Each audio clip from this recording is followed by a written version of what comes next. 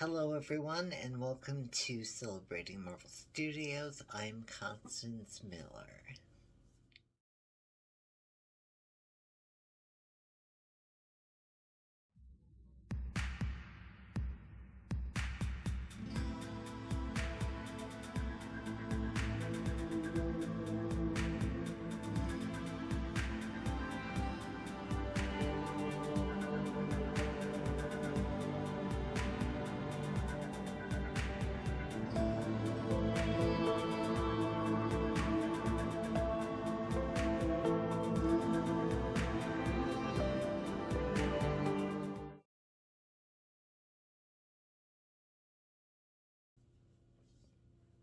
In this episode, I'm going to reveal my ranking of all the Disney Plus Marvel shows and specials from the worst to the best, and we're going to see how that goes. So, as of right now, there are 10 Marvel Disney Plus shows and specials. And so we're going to start with number 10, and that is going to be What If. Now, What If is an animated series, and as far as animation goes with Marvel, they've really been lackluster as far as it comes to producing animation. And this is top-notch animation. However, I put this at the bottom of the list because I am just not a fan of what-if type stories. It's just not my bag. So, while it was really, really great to have the late Chadwick Boseman voice T'Challa before his passing, this series just didn't, it just doesn't gel with me, and it's just not my cup of tea. At number 9 comes Ms. Marvel, and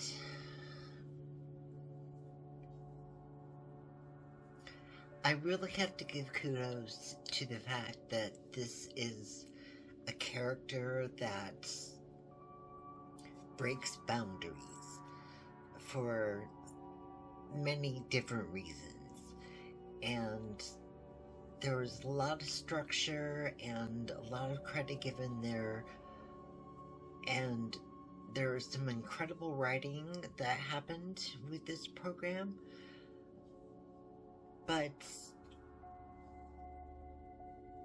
it just fell flat. And to me, it should have been elevated to a higher standard, and maybe we'll see more with the feature film The Marvels, and I kind of hope so. I know there's a lot of controversy about Ms. Marvel being a mutant character, as she's been portrayed as an Inhuman in the comics, so be it as it may, the show itself gave a rich history to the Pakistani culture, which I really appreciated. And I thought, oh, this show is going to be amazing. And it just did not deliver.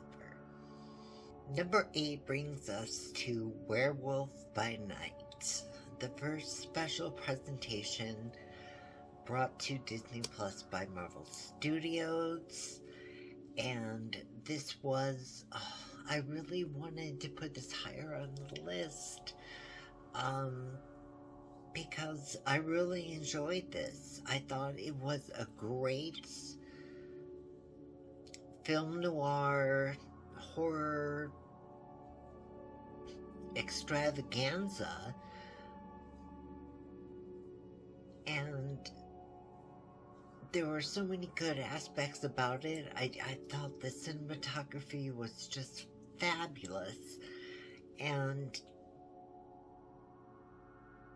I think when push comes to shove, there wasn't enough Marvel in there to place it higher on the list. And that is why it's at number 8. There's many things to like about this, and it's definitely rewatchable. I will definitely watch it probably every year around Halloween time. So yeah, it's not bad. It's just number 8 out of 10. And we're gonna move on. At number 7 comes the Guardians of the Galaxy Holiday Special. And I am all about Christmas and holiday specials. I'm a Wiccan, so technically there aren't Wiccan / pagan holiday specials, but you know, I enjoy this time of year regardless. And growing up, you know, you have those holiday specials that you just enjoy and love,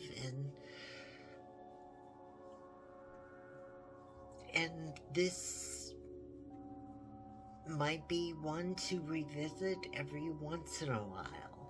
It's not like a holiday staple. And while I love that it's in the vein of the Marvel Cinematic Universe, Guardians of the Galaxy isn't really in my niche as far as the MCU films. I think they're good. I love their placements in the franchise as a whole. But when I go through and say, I'm gonna watch the entire run of the MCU, I kind of want to skip over Guardians of the Galaxy 1 and 2. Just because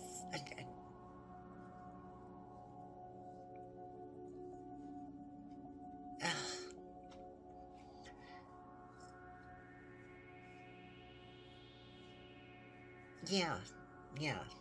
And I kind of feel that way with this. It's very much in the same vein. And although I do appreciate the focus on Mantis, I really love Mantis. And I think that is the selling point for me as far as this movie goes, or this special goes. So yeah. So we're gonna move on. Coming in at number 6 is Moon Knight. And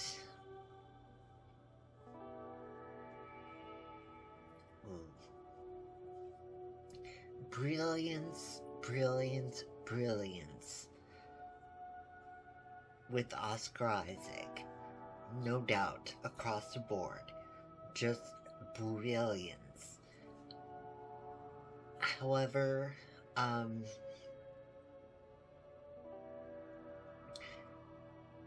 being that I have dissociative identity disorder, it was really hard for me to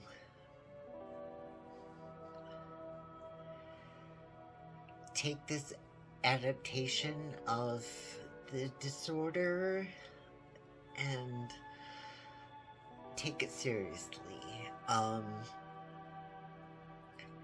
It did it better than most other projects do, but it's the condition itself is so misunderstood, and for another Hollywood property to not display it correctly kind of really unnerves me. So that is why it's where it's at.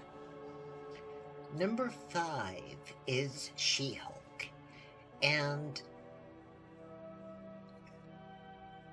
I really, really, really liked this show. There are some major flaws with it, but I just really enjoyed it. It was something that was just fun for what it was. And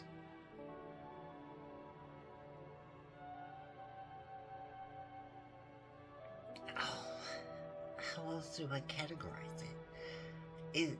It was just fun for what it was. That's just basically it. It wasn't much. And I thought Tatiana Maslany was really good in the role. And I loved the fourth wall breaking. I loved the supporting characters.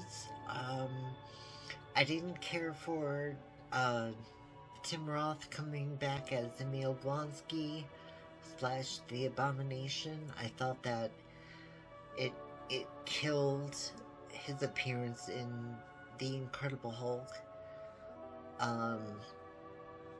Didn't like that at all. But other than that, I thought it was great. I would love to see more. I would love to see it get better, for sure. But I would definitely love to see more. So number 4 is Hawkeye. And I am most excited about this because I have a thing for archery. And Hawkeye isn't my favorite Avenger, but this show really, resonated with me on so many levels that I just thought were great. Jeremy Renner is phenomenal. Haley Steinfeld as Kate Bishop was just pitch perfect. And then you throw in Yelena Belova, portrayed by Florence Pugh, and this show was so good. It was so good. A few minor hiccups here and there, and throwing in the Kingpin was a nice,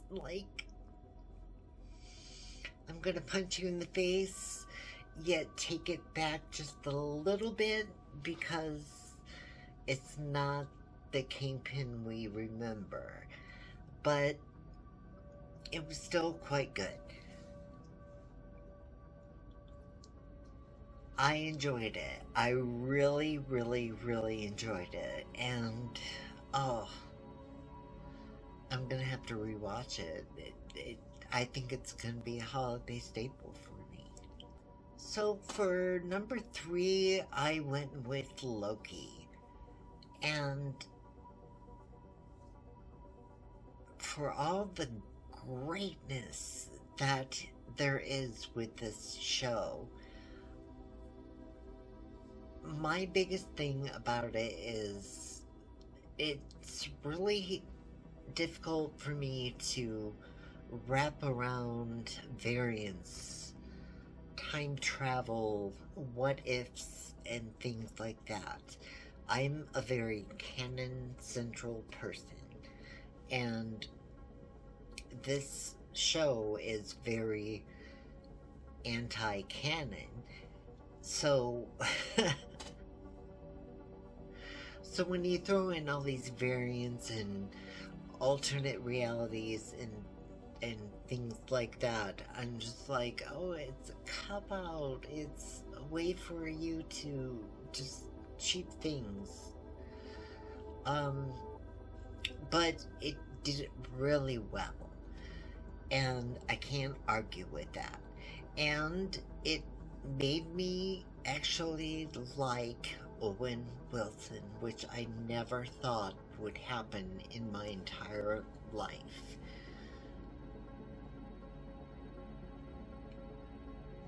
For that reason alone, I almost put it at number one, but there's that darn variant timeline dang thing, but it's also giving us Kang, and that's going to be a big thing coming forward. And so yeah, so number 3, Loki. So number 2 is The Falcon and the Winter Soldier. This show broke me. Honestly. I clung to my chair almost every single episode. And it was so wonderfully done. The storytelling was amazing. The humor was impeccable. The character development was astounding. And we got an amazing Zemo out of this, which was lackluster from his introduction into the MCU. And we got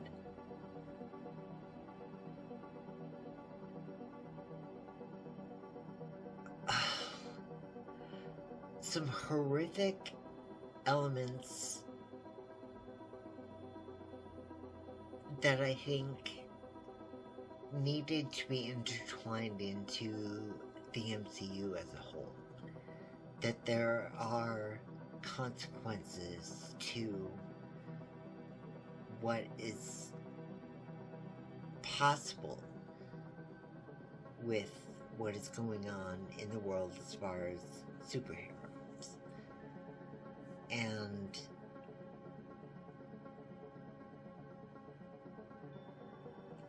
not only that, but with a commentary on race. This show just blew me away. Phenomenal. And it makes me just crave for Captain America: A New World Order so much. And I hope that they continue to give Sam Wilson justice for the new Captain America, because he deserves it and he earned it. And Anthony Mackie, congratulations. Yes. Number 1, no surprise, WandaVision. I can't tell you how much I love this show.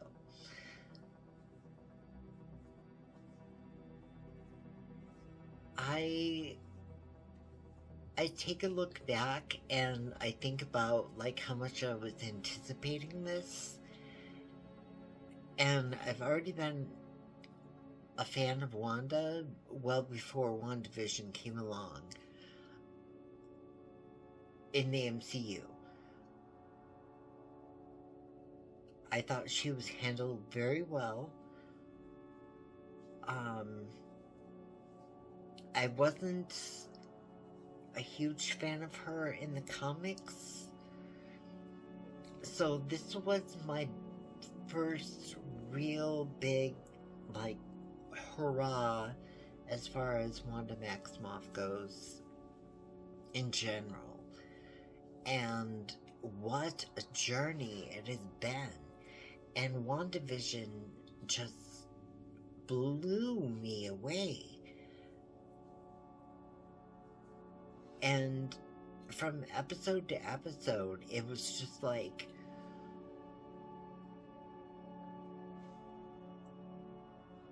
sitcom to sitcom to story, what is going to happen, what is happening, and then the big reveals, and the end result. I mean, I can seriously watch the last 2 episodes, like, over and over and over again. I have watched them over and over and over again because they're so well done. And a lot of people say that Doctor Strange in the Multiverse of Madness basically undid WandaVision. I can attest to that just a little bit, but I think you can still go back and watch WandaVision and still enjoy Doctor Strange in the Multiverse of Madness and enjoy Wanda's arc at the same time.